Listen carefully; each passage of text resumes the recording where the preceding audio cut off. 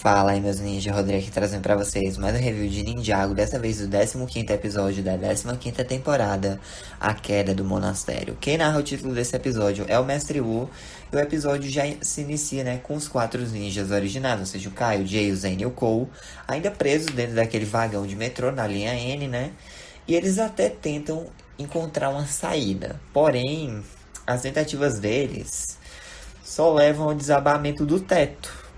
O Cole ele até tenta usar os poderes de terra dele, mas não dá certo pra abrir o caminho. O Jay dá umas batidinhas lá com no vagão, porque ele é resistente, mas só fica tremendo e tal.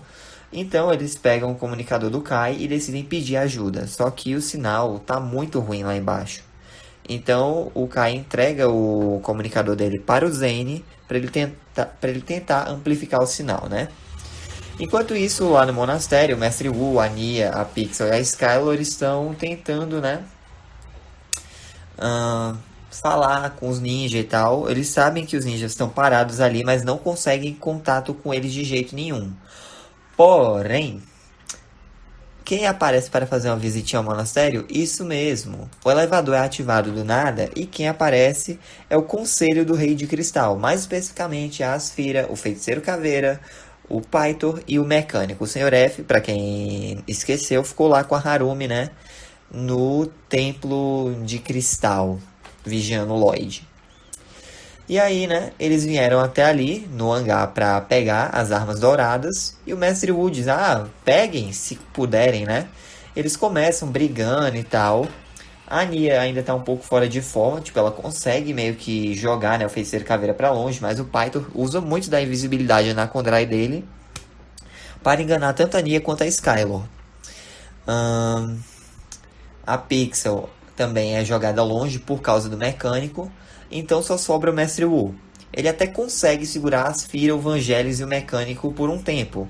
Porém, o Pythor, ele também tá na jogada, e 4 contra 1 é covardia. Então, para equilibrar o jogo, o que é que a Pixel faz? Ela aciona um botão lá e do nada aparece um monte de robozinho assistente com o rosto da Pixel. Essas são as Mini Pix. Inclusive tem aqui um exemplo de Mini Pix. E, bom, elas não foram projetadas para lutar. Elas, como se diz, só servem mesmo para distrair um pouco o Conselho do Rei de Cristal, enquanto eles lutam para tentar, afugentá-los dali. Inclusive o compartimento das armas douradas está exposto ali, porque a Asfira conseguiu apertar em um botão antes da Pixel invocar as Mini Pix, E aí beleza, o Mestre Wu tá enfrentando a Asfira, ele tá levando a vantagem, porém, nessa hora os reforços do Rei de Cristal chegam. Isso mesmo, toneladas de aranhas de cristal. E aí elas começam a bater as Mini Pix, A Asfira consegue meio que jogar o Wu pra longe. A Nia vai tentar enfrentá-la, mas o Python meio que deixa a Nia de lado, E aí a Asfira, ela começa a destruir o local com a Naginata dela. Mas antes do Conselho do Rei de Cristal ir embora, ela deixa um recado com a Nia. Um recado, vindo diretamente da Harumi, mandando lembranças, A Nia fica surpresa, os outros são derrotados. E aí os 4 vilões conseguem roubar as armas douradas, Que não tem poderes, basicamente, no momento. A Asfira, ela pega a espada do fogo, o Mecânico pega as shurikens de gelo, o Feiticeiro Caveira pega a foice do terremoto e o Pythor, fica com as shurikens do relâmpago. E é ok, As aranhas de cristal, elas ficam ali mesmo no hangar e o Mecânico ativa um dispositivo nelas para que elas virem bombas relógio, E aí, ok, o timer tá rodando, só sobrou uma Mini Pix, ela consegue se recompor, ela vai localizar a Pixel, a Skylor, arrasta as duas para o elevador, ela vai, detecta o Mestre Wu, puxa também, mas ela não consegue encontrar a Nia, porque caiu um destroço sobre a Nia, então ela não tá ali. A Mini Pix leva os 3 para fora, A Nia recupera a consciência pouco antes das aranhas de cristal explodirem. Ela corre pro elevador, mas está bloqueado, não tem como passar, então ela volta pro hangar e encontra, o mech da Samurai X. Porém, o monastério explode. O Mestre Wu até tenta ir lá pra dentro pra tentar salvar a Nia, mas a Skylar e a Pixel não deixam, acreditando que seja tarde demais. Então eles começam a lamentar, né, a morte da Nia de novo. Mas ela conseguiu escapar. Ela conseguiu se abrigar no mech da Samurai X, né? Se protegeu da explosão. E o mech meio que sai do monastério. Todo ferrado, todo lascado. Mas a Nia está segura. E aí, né? O mech ele ficou danificado, obviamente. Eis que a Pixel recebe um sinal do Zane pedindo ajuda antes que o teto da linha N desabe mais ainda. E eles conseguem encontrar uma escotilha de fuga no vagão. Porém, isso não é garantia. Eles vão ficar protegidos por um tempo ali. Mas eles precisam de resgate imediato. Então o Mestre Wu despacha a Nia no mech da Samurai X para ir resgatá-los. E lhe deseja boa sorte. E assim se encerra a parte 1 dessa temporada, né? Gente, eu gostei bastante dessa parte 1, não vou mentir, foi muito boa.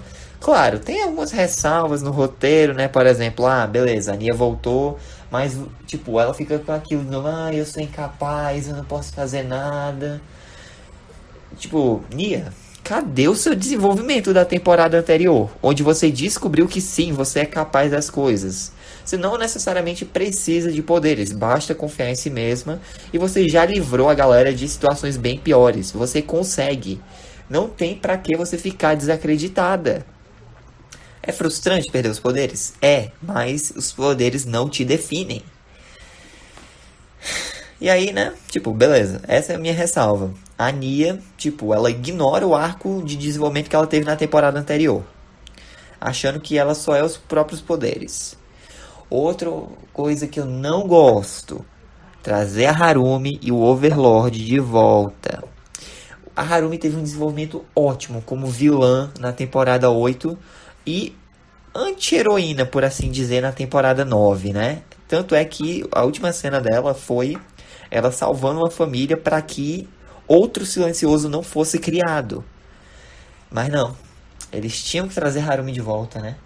Pra quê? Pra quê, gente? Não tinha motivo. E o Overlord, ai meu Deus. Tá bom, ele é o vilão principal de Ninjago? É, ele é a personificação do mal, faz sentido. Ele enfrentou o primeiro mestre Spinjitzu, tá enfrentando os ninja, né? Mas já tá batido isso do Overlord. Terceira vez já que ele aparece, minha gente. A primeira vez foi incrível. A segunda vez foi boa. Inclusive, eu diria que o Overlord em Reinício, que é a terceira temporada, foi a melhor aparição do Overlord. E isso é porque ele foi desenvolvido desde o começo da temporada. Porque em Legado do Ninja Verde, ele só foi aparecer da metade pro final.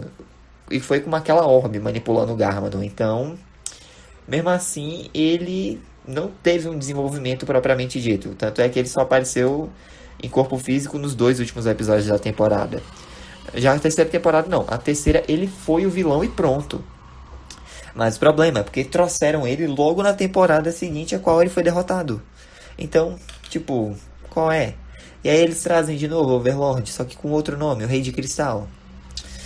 Pra mim não desce. Mas, no geral, eu gostei bastante dessa parte 1 da temporada, gente. Foi muito boa. Teve umas tramas bacanas, né? Por exemplo, os ninja mesmo sendo presos porque eles violaram a lei, mesmo que por bons motivos. Foi bacana eles sofrendo as consequências dos atos deles.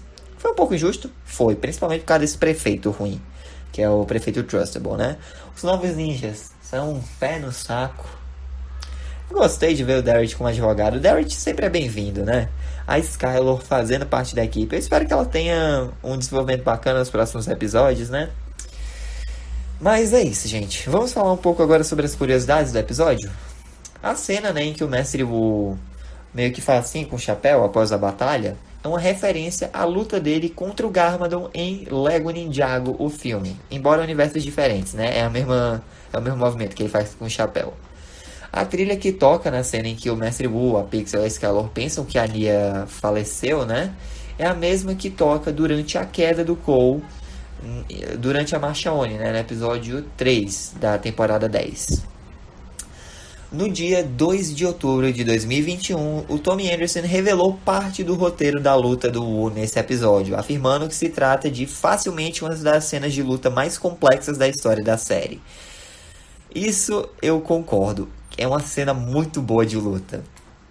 Mais tarde, ele também acrescentou que quando leu pela primeira vez, há uns 7, 8 meses antes, ele se sentiu arrepiado. Faz sentido, é uma luta muito boa. Não há muito o que dizer, mas evocou, né, o sentimento certo e demonstrou grande confiança em quem dará a vida às palavras, no caso, os dubladores. E essa é a colaboração e a magia que se manifestam em Ninjago, fecha aspas, foi isso que ele falou. Foi bem bacana porque essa luta realmente foi muito boa de assistir. Vamos falar um pouco sobre a continuidade, já que não tem referências culturais para esse episódio.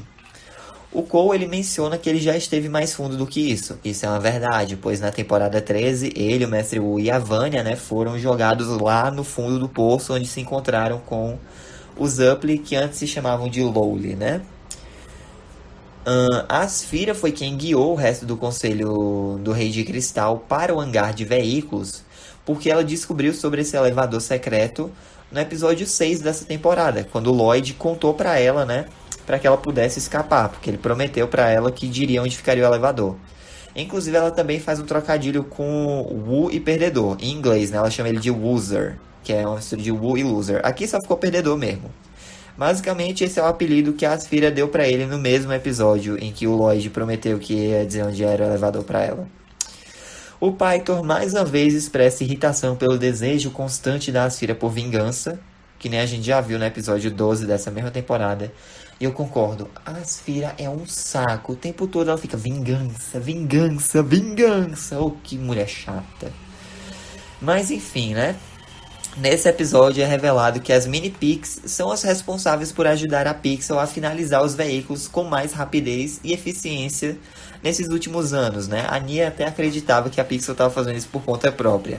Mas agora está revelado, né? O porquê a Pixel diz, sei lá, vai levar umas 600 horas para terminar isso. Vai ficar pronto pela manhã. Que ela já falou em alguns episódios dessa temporada, né? Era basicamente isso, porque as Mini-Pix estavam ajudando. Esse episódio marca a primeira vez em que o Cole usa os poderes aprimorados dele da Terra desde o final da temporada 13, assim como a primeira vez em que a Asfira usa o Spin Jitsu dela desde o episódio 14 da temporada 11, inclusive também a primeira vez em que o Spin Jitsu da Asfira é roxo desde o flashback do Wu no episódio 11 da temporada 11. O Solidel, né, que o Wu usa sob o chapéu, a última vez em que ele foi visto mesmo foi no episódio 8 de Mestre da Montanha. Por incrível que pareça, não é a primeira vez em que o monastério de Spin Jitsu é destruído. Pra quem tem memória boa, a primeira vez foi no segundo episódio da série, isso mesmo. E coincidentemente, em ambas as ocasiões, os Hypnobrai estavam envolvidos. Agora com a Asfira e antes com a galera lá da tribo Hypnobrai mesmo. Essa é a primeira vez em que as armas douradas são roubadas dos protagonistas desde a terceira temporada. Pois é, faz um tempão. E a Asfira dizendo venci para o Wu após a chegada, né, das Aranhas de Cristal é uma referência à frase que ela vive repetindo no mesmo episódio dessa temporada, episódio 6, temporada 15, toda vez que ela vencia do Wu naquela competição. Embora ela estivesse trapaceando, né? A cena em que o Wu deseja boa sorte para Nia, que parte, né, com o Mac da Samurai X para salvar os ninjas, acaba sendo bem similar ao que a Niade disse para Nia no episódio 2 dessa temporada, né, quando a Nia decidiu que ia recuperar a forma física dela. Coincidentemente, em ambos os episódios, essa foi a última fala. Boa sorte. Esse episódio compartilha algumas semelhanças com o terceiro episódio da temporada 10. Por exemplo, o nome Queda no título do episódio. E também o fato, né, de que um protagonista é erroneamente considerado morto, enquanto outro protagonista tenta voltar para salvar a dita pessoa, né, sendo convencido pelos outros que é tarde demais. Nessa temporada foi a Nia, o Mestre Wu, a Skylar e a Pixel. Na temporada 10 foi respectivamente o Cole, o Kai, o Cole, o Kai e o Zane. O Cole, quem pensava que estava morto, o Kai que tentou ir atrás dele e o Zane que convenceu, né, que já era tarde demais. Mas é isso, gente. Essa foi a review. Espero que tenham gostado. Deixa um like, se inscreva no canal, ative o sino para não perder nenhum de novo. Fique Deus coração. Jesus te ama. Um forte abraço e vejo vocês com a parte 2. Falou! Oh, I'm gonna do this on my own. No point in blaming you, you did not know.